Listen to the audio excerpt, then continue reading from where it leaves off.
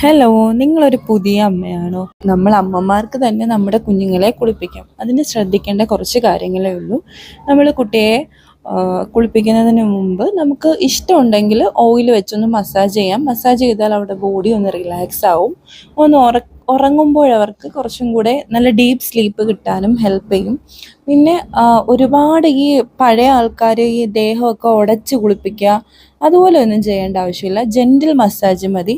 ഏതെങ്കിലും കോക്കനട്ട് ഓയിലോ അല്ലെങ്കിൽ നിങ്ങൾക്ക് ഇഷ്ടമുള്ള ഓയിൽ, ഒരുപാട് കെമിക്കലൊന്നും ഇല്ലാത്ത നല്ല ബ്രാൻഡഡ് ബേബി പ്രോഡക്റ്റ് യൂസ് ചെയ്തിട്ട് നിങ്ങൾക്ക് കുട്ടിയെ മസാജ് ചെയ്യാം. ജെൻറ്റിൽ മസാജ് മതി, പിടിച്ചുടയ്ക്കേണ്ട ആവശ്യമൊന്നുമില്ല.